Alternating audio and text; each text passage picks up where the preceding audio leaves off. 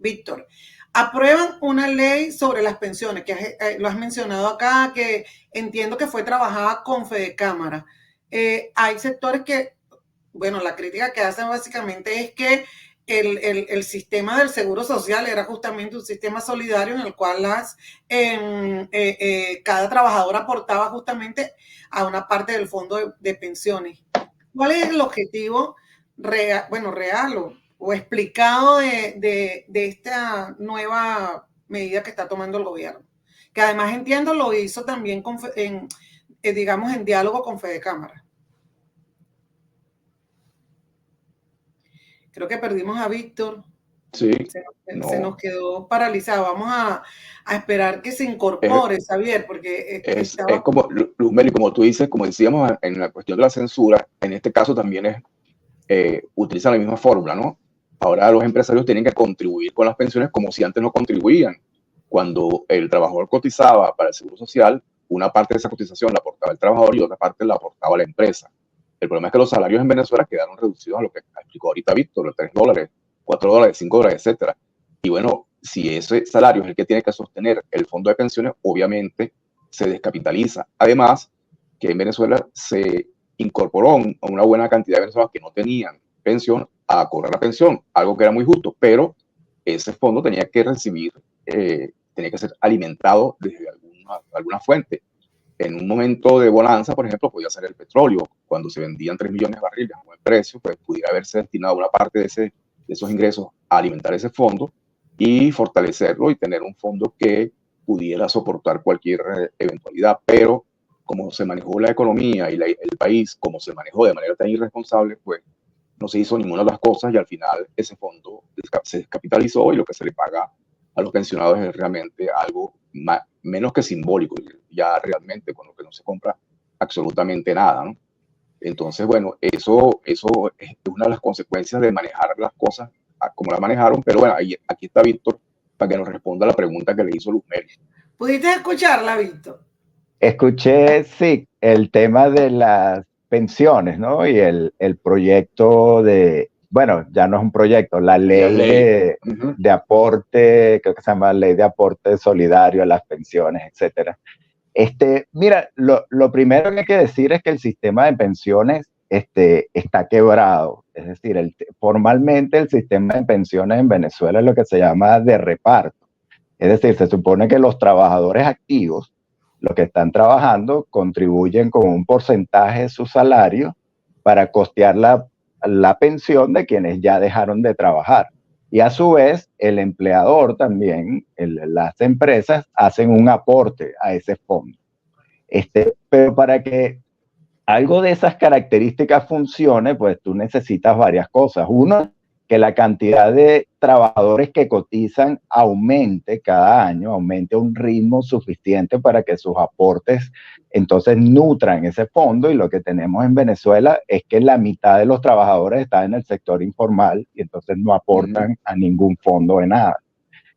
Luego, una economía en crecimiento que pague salarios cada vez más altos o salarios elevados para que entonces el porcentaje que se descuenta el salario y nutre ese fondo. Y luego una economía en crecimiento que tenga suficientes empresas que coticen a ese pote. Entonces, ese sistema está quebrado desde hace mucho tiempo. La realidad es que las pensiones las termina pagando el Estado. Me refiero a las pensiones del Seguro Social, porque en Venezuela hay un gran... es toda una maraña esto, porque aparte de esa pensión hay más de 1.000 sistemas de jubilaciones que entonces van por otro lado, empresas públicas que tienen sistemas de jubilación, es otra carga para el Estado, empresas privadas que también tienen algún sistema de jubilación, entonces que va por una parte alterna. Entonces, básicamente, como yo decía antes, Maduro aplicó la licuadora, mantuvo las pensiones en su mismo monto durante años, mientras la inflación subía, todo subía de precio, hasta el dólar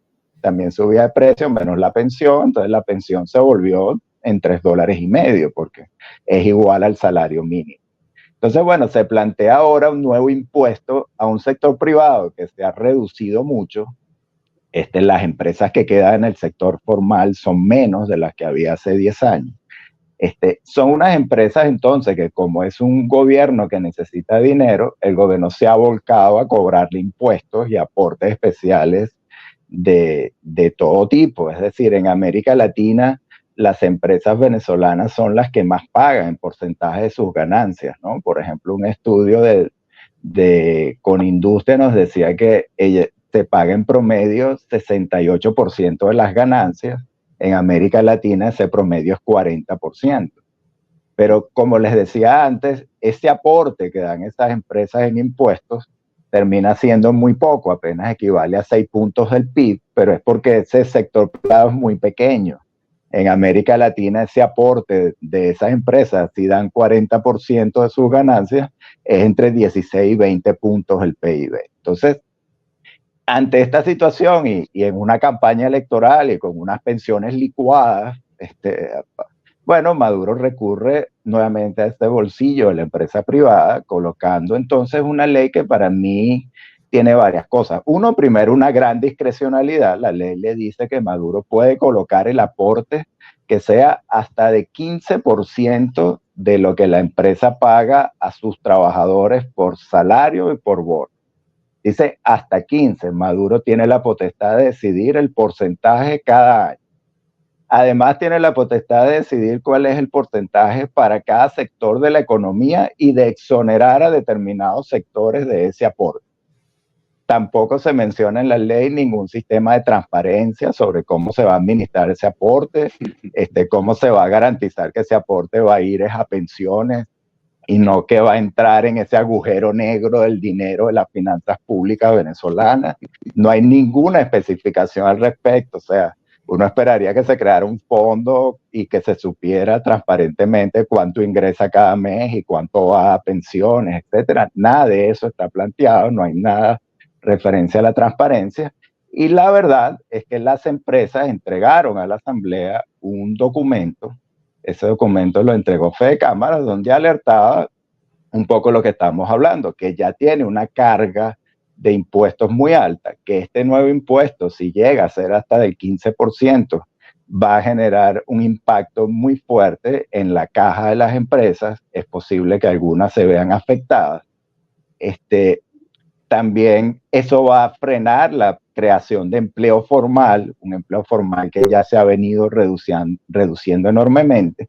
Y además la ley tiene otro tema que para mí es un problema de diseño. La ley dice que el aporte tiene como base el ingreso integral, porque es que como ya prácticamente no hay salario, sino no hay salario. Bono, entonces estamos hablando de ingresos, porque el salario es algo mínimo y lo demás son bonos que no aplican para vacaciones, utilidades, prestaciones, todos esos derechos que tenían los trabajadores venezolanos.